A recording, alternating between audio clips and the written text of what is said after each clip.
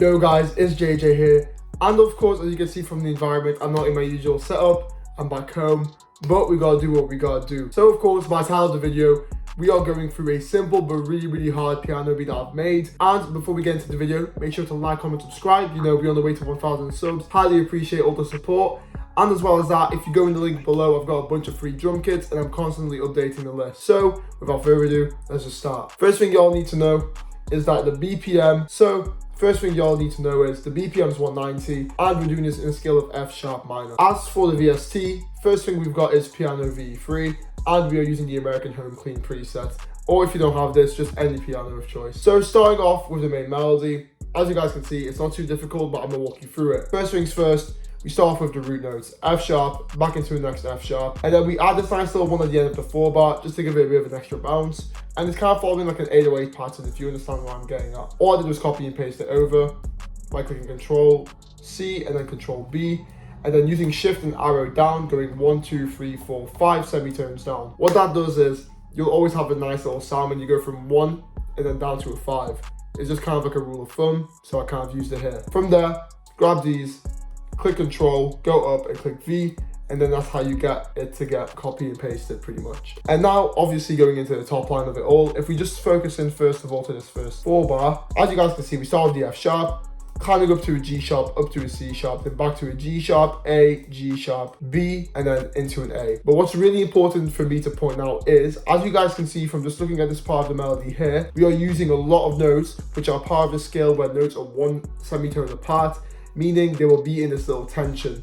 Creating tension, which is when you have 1 note apart, and it sounds really good. It gives it a dark vibe, it makes them go even harder. For the 2 bar here, instead of going back down to an A, I took it up to a C sharp. Relatively simple.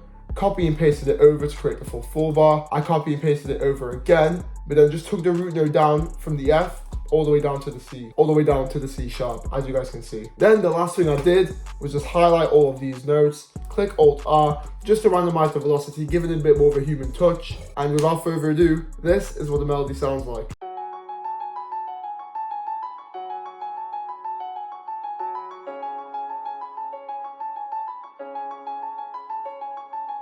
And there we have it. As you can see already, just from the piano alone, we've got high energy, sounds dope, and of course, time to show you the effect. First thing I want to point out, even though it wasn't present in the melody, I've got a growth speed with halftime, and I'll go through that later. Pretty much it's for variation within the whole beat. Next things up, I got myself an EQ, and as you guys can see, I cut off all the lows and ducked these frequencies that I wasn't a fan of. And then of course, I got a bit of RC20 on top, just because, you know, a bit of that retro vibe, giving it a bit of a vintage sound, but I didn't want to get it too harsh, so that's why I only put a bit. And of course, a fair amount of reverb was used, using Valhalla Vintage Verb, and these are the presets that I kind of picked out for it, as you guys can see. And then last but not least, I stereo separated the sound 34%, just to widen it a bit in the mix, so it's not just too far in the front. Now, we're on to the next VST, and the sound I've used is a Growler Moog bass, which is a synth bass from, of course, Omnisphere.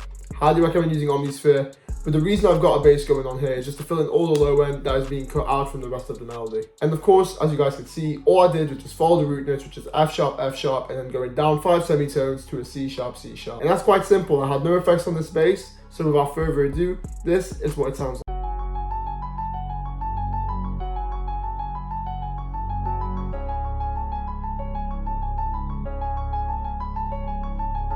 And there you have it. Quite simple, sounding dope, and it's really good for like the intros and the pre-hook. And the final thing I did for the choir was just click Alt R, allowing me to randomize my velocities, making it sound again a bit more human. And really quick for the effects, I've got myself an instance of an EQ, again, all the lows being cut out and just ducking some frequencies I didn't like. Then of course we got some Valhalla Vintage Verb to add some ambience and reverb. And last but not least, I stereo separated the sound 73%. And this is quite apparent when you guys put on headphones, so whenever you watch my videos, I really recommend doing so because you can hear what I mean with the stereo separation. And now, without further ado, this is what the whole melody sounds like.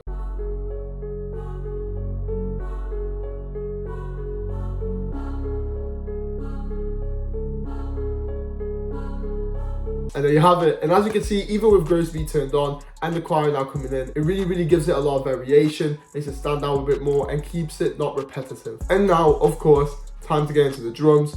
Starting off with the clap, very simple pattern using a standard Lex Luger clap, and it's hitting every third measure of every beat, you know, the standard pattern. And now, to the hi-hat just to keep it a bit interesting, of course, because the beat is very simple, which is not a bad thing. Because it's simple, I wanted to add a bit of variation to the drums, so I added a few rolls, as you guys can see here. But essentially, this whole thing is just a 4-bar looped over, making a total of 8 bars. So to walk you all through it, if we look into the first 4-bar here, if you go into your magnet tool and take it up to a quarter step, click the right, click, drag your scroller wheel down one, you have this nice little mouse tool where you can just drag in notes. So click your hi-hat and then start dragging them in, as you guys can see.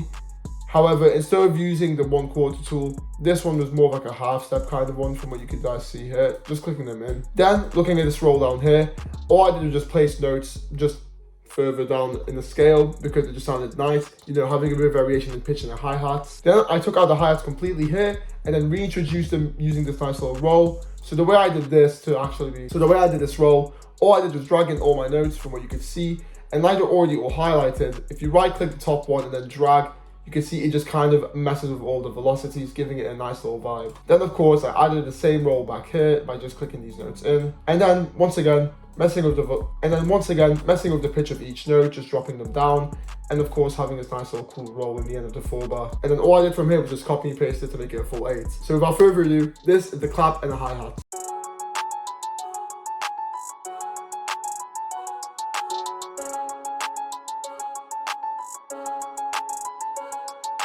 And as you guys can hear already, just with the hi-hat and the clap, we've got ourselves a nice little bounce going.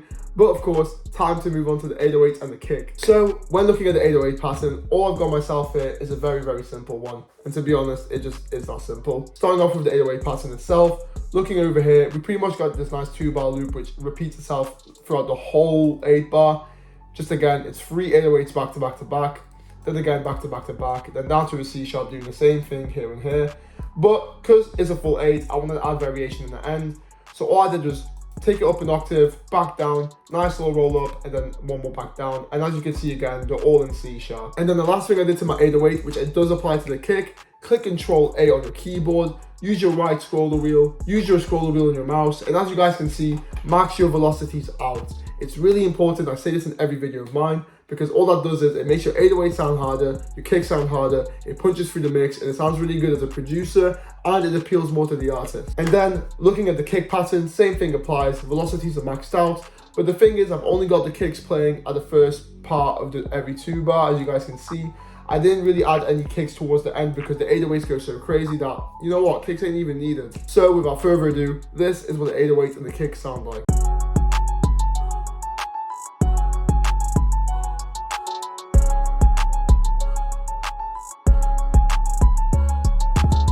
And there you have it. As you can see already, high energy, super dope bounce, simple melody, but time to move on to the final part of the drums. So as you all can see, I've got myself a nice little open hat, and it literally just repeats every 4-bar. Comes in the beginning, hits with the 808 because it's a nice layer on top, makes it sound a bit harder, you know, give it a bit more emphasis in the beat, and it's really that simple. So without further ado, this is what the full beat sounds like.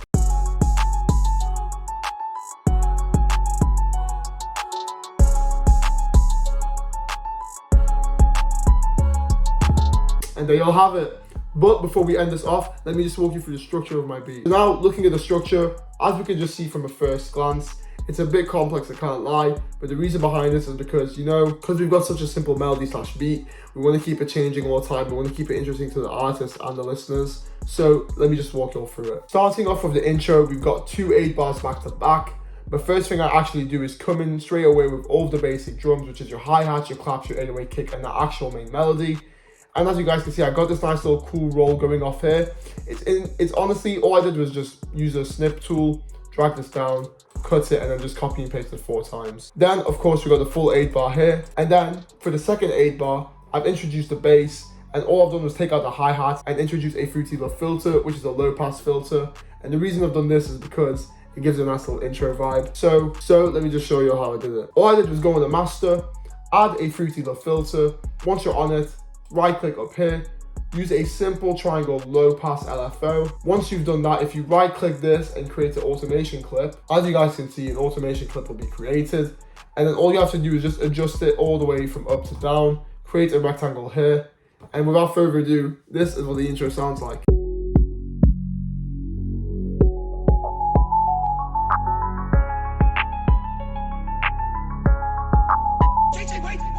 And there you have it. As you can see, it already makes it super dope, gives it a bit of a hype up, you know, for the main chorus coming in.